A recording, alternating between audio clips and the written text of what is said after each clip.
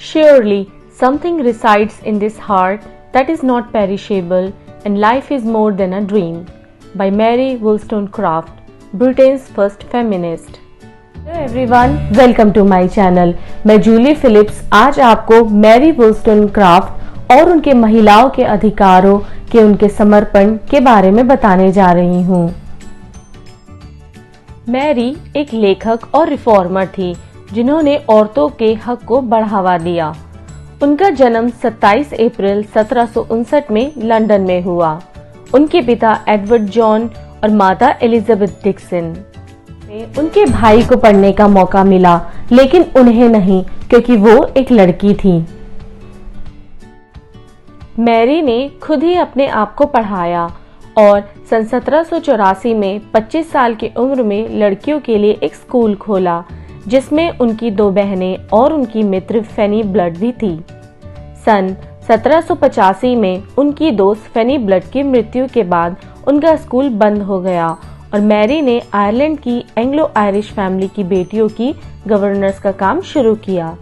सन 1787 में मैरी ने गवर्नेंस की नौकरी छोड़ दी और लंदन वापस आ गई।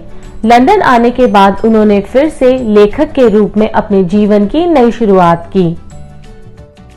उसी साल उन्होंने अपनी पहली किताब thoughts on the education of daughter लिखी, जिसे जोसेफ जॉनसन ने प्रकाशित किया। इसके बाद सन 1792 में महिलाओं के लिए एक किताब लिखी, a benediction of the rights of women, जिसमें महिलाओं और पुरुषों को बराबरी की शिक्षा मिलनी चाहिए। मैरी एक उल्लेखनीय महिला थी। वह 18वीं शताब्दी में रही, जब महिलाओं का जीवन बहुत प्रतिबंधित था, लेकिन उन्होंने महिलाओं के अधिकारों के पक्ष में लिखा।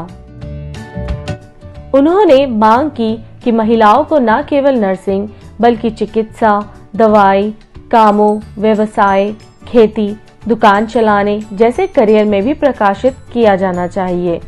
उन्होंने एक नास्तिक और स्वतंत्र विचारक विलियम गॉडविन से मार्च 1797 में शादी की, जिन्होंने जीवन और समाज पर अपने विचार व्यक्त किए। वे भी एक लेखक और विद्वान थे। 30 अगस्त 1797 को उनकी बेटी का जन्म हुआ।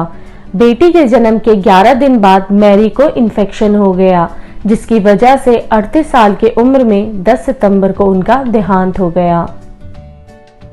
उनके जीवन और दृष्टिकोण ने उनकी उम्र के अधिक विचारों को उजागर किया और आत्म शिक्षा के माध्यम से समाज में सुधार हुआ। उन्होंने अपना छोटा जीवन इस आदर्श के लिए और विशेष रूप से महिलाओं के अधिकारों में सुधार के लिए काम करते हुए बिताया। आई होप आपको ये वीडियो पसंद आई होगी। तो ऐसी और रियल लाइफ स्टोरीज जानने के लिए हमारे चैनल के साथ जुड़े रहिए। Thank you.